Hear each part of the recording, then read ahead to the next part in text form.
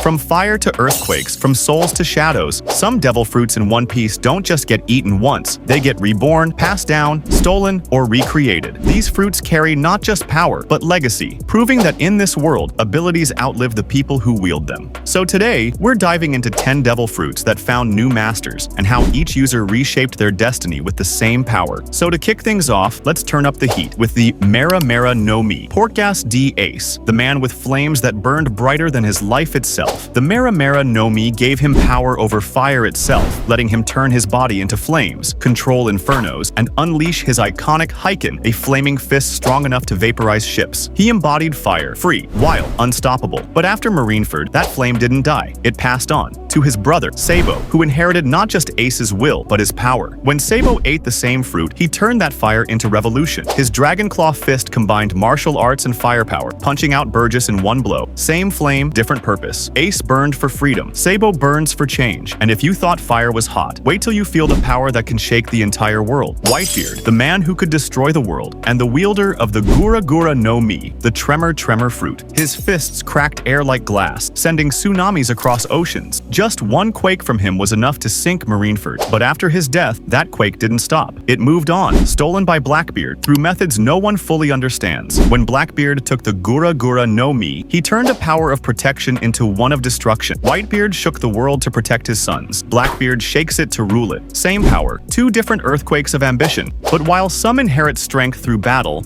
others inherit it through twisted fate. Charlotte Linlin, better known as Big Mom, wasn't born with the Soru no Mi. She took it. The fruit originally belonged to Mother Carmel, the woman who raised children to be sold to the government, using her power to manipulate souls. After Mother Carmel mysteriously vanished, Linlin unknowingly consumed her fruit, gaining the power of souls. She turned that gift into horror, ripping lifespan from anyone who feared her, creating homies like Prometheus, Zeus, and Napoleon. The same fruit of miracles in Carmel's hands became the weapon of a god in Linlin's. And if souls could be traded, what about faces? Bon Clay, the swan of freedom, ate the Main no Mi, a fruit that allows its user to perfectly copy any face they touch. Originally, this power belonged to Kurozumi Higurashi, who used it to manipulate the throne of Wano by impersonating Odin's father. She used deception to destroy a country. Bon Clay, on the other hand, used that same trick to save lives, sacrificing himself at Impel Down. One used the fruit for manipulation, the other for loyalty. The fruit didn't change, but its user defined its heart. But masks aren't the only kind of defense. Sometimes power is pure protection. Bartolomeo's Bari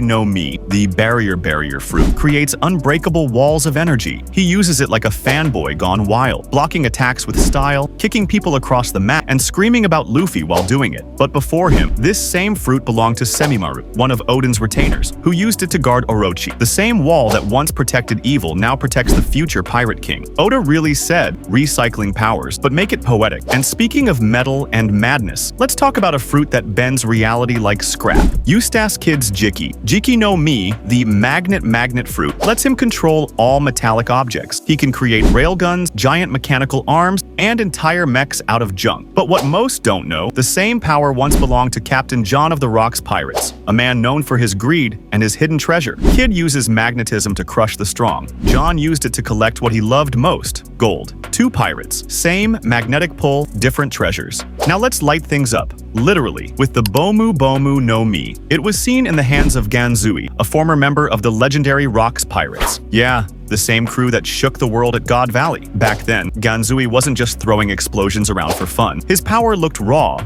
refined, and way more dangerous. The man didn't need fancy moves. Just one motion, one spark, and the air itself trembled. And years later, that same fruit found its way into the hands of Mr. 5, the man who turned destruction into comedy. His explosions were loud, wild, and unpredictable, a walking fireworks show in a suit. Same fruit, same explosive sneezes, but two completely different detonations. The Bomu no Mi, proof that even explosions have a legacy. And speaking of stolen powers, let's step into the shadows. Absalom, the invisible pervert of Thriller Bark, had the Suke no Mi, the clear fruit, giving him perfect invisibility. He used it for, well, the wrong reasons. But then Shiryu of the Rain stole that very fruit after Absalom's death. With his assassin's precision and killer instinct, Shiryu turned invisibility from perversion to pure terror. Now, instead of sneaking into showers, he sneaks behind admirals. The same power, reborn born in blood. And if shadows can be stolen, so can legacies. Joy Boy, the original bringer of laughter, once wielded the Hito Hito no Mi, model Nika, the power of freedom itself. That fruit vanished from history, only to return centuries later, disguised as the Gomu Gomu no Mi, and find its next host, Monkey D. Luffy. Joy Boy used it to liberate the ancient world. Luffy uses it to bring joy to a new one. Both turned imagination into reality. The same fruit that symbolized hope once again made the world smile. But if you thought gods stopped at laughter, how about dragons that come in pairs? Kaido, with his Uo Uo no Mi, model Seiryu, ruled the skies of Wano as a thunderstorm given flesh. His roars caused tremors, his flames melted castles. But far away, Vegapunk recreated that same fruit in a lab, calling it a failure. That failure was eaten by Momonosuke, the pink dragon. Though artificial, it worked. Momo couldn't match Kaido's power, but his courage made him just as mighty. Where Kaido brought terror from the sky, Momo brought salvation. Same power, different dragon, different dawn. From fire that passed through brothers to dragons that flew across generations, from souls to faces, barriers to shadows, every devil fruit tells two stories. One of destruction,